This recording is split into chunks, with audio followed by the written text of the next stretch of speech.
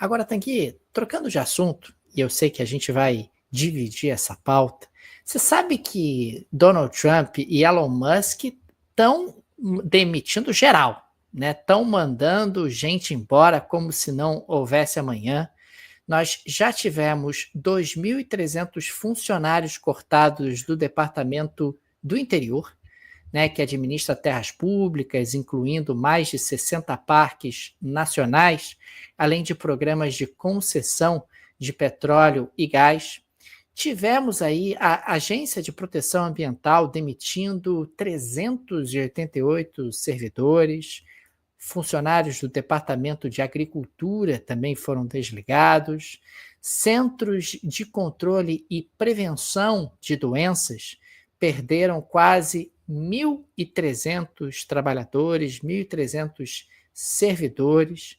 Também há a expectativa de cortes nas embaixadas americanas pelo mundo e, claro, que tudo isso se soma aí a cortes que também foram realizados em departamentos como assuntos de veteranos, educação e administração de pequenas empresas, fora os cerca de 75 mil trabalhadores que aderiram ao programa de desligamento voluntário, segundo a Casa Branca. É um enxugamento de imensas proporções, é um enxugamento que sugere até um certo improviso no que diz respeito à sua gestão, no que diz respeito à sua administração, mas é o Donald Trump dizendo que vai cumprir aquela promessa de campanha, de cortes, de gastos para abrir espaço para cortes de impostos e um enxugamento da máquina pública americana.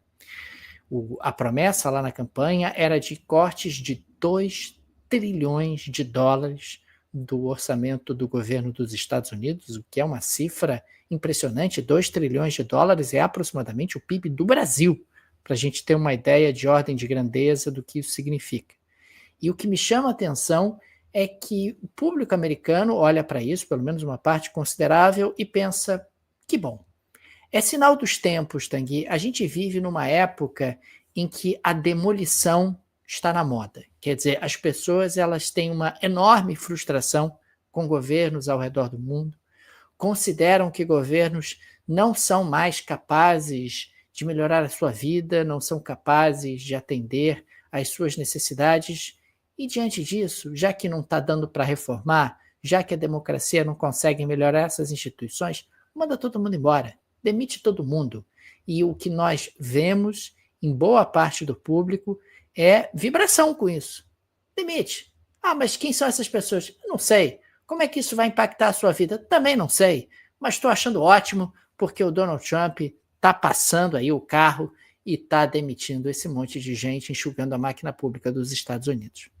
Agora, Daniel, procuradores gerais de 13 estados governados pelos democratas entraram com uma ação em uma corte federal norte-americana para bloquear o acesso de Elon Musk a sistemas internos das agências federais americanas e também para bloquear a demissão de funcionários em 7 agências.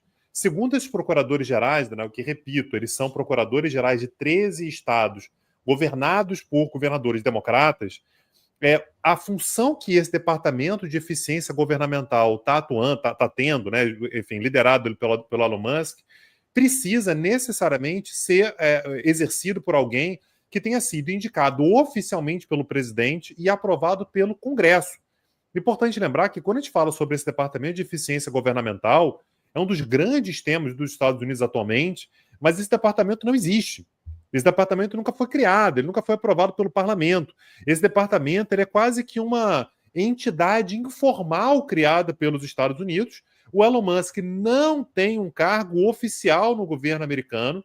A maneira pela qual os Estados Unidos, né, o governo Trump tem utilizado para fazer esses cortes é que ele indicou pessoas da equipe do Elon Musk, por exemplo, para o Tesouro. Né? Então ele indica, são pessoas indicadas pelo presidente da equipe do Donald Trump, perdão, da equipe de Elon Musk, e a ideia é exatamente que o Elon Musk ele consiga ter acesso a esses sistemas internos via a sua equipe, indicada pelo Donald Trump, não oficialmente indicada pelo Trump, e consiga fazer cortes dentro do sistema e essas demissões em massa. A expectativa, Daniel, é que uma juíza de Washington, D.C., da capital, a Tanya Chutkan, nas próximas... até amanhã, provavelmente, né? Então 24 horas, mas a contar a partir do meio do dia de hoje, dessa segunda-feira, ela tome a decisão acerca do que pode e do que não pode ser feito. No dia de hoje, nós tivemos as oitivas, né? Então, esses procuradores, enfim, expondo o seu caso, ela já deixou claro que não vê com muito bons olhos a ideia de uma espécie de tutela antecipada, ou seja, já cortar para depois julgar. Ela diz que, olha, tem que ser julgado primeiro, mas é provável que até essa terça-feira a juíza Tanya Chutkan, de Washington, D.C., deu o seu parecer sobre se pode ou se não pode. Então vamos ver, Daniel Souza, para ver se Elon Musk vai ser impedido de continuar tendo esse acesso ou não. Agora, Daniel, se não for bloqueado, ele vai vir gigante, né? Porque aí ninguém segura mais. Se a justiça autorizar, ninguém segura mais. Se a juíza, por acaso, não autorizar, a gente sabe que vai ter recurso, vão ser buscadas outras maneiras de fazer esses cortes, mas, de qualquer maneira, a briga está aberta também na justiça, Daniel.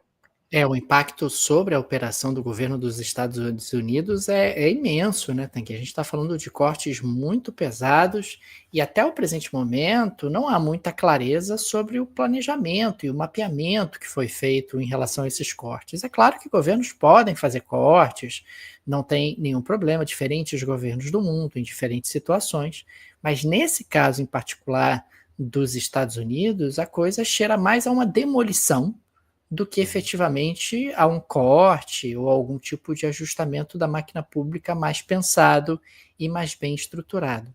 Tanguy, eu registro aqui rapidamente que nós tivemos hoje em Lisboa um terremoto de 4,7 graus na escala Richter. A gente está falando do segundo terremoto em menos de 12 meses.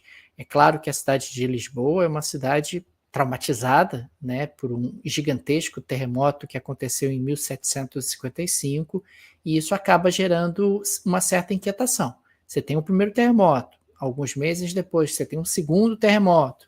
Existe sempre o temor que novos terremotos e piores terremotos possam atingir a cidade em algum momento. Embora seja uma cidade relativamente preparada para isso, pensada na possibilidade de terremotos, é sempre algo que chama atenção, assusta e impacta a vida, inclusive, das pessoas que ouvem o Petit Jornal em Portugal, mais especificamente na cidade de Lisboa. Fica aí o nosso abraço, né, para a nossa audiência portuguesa.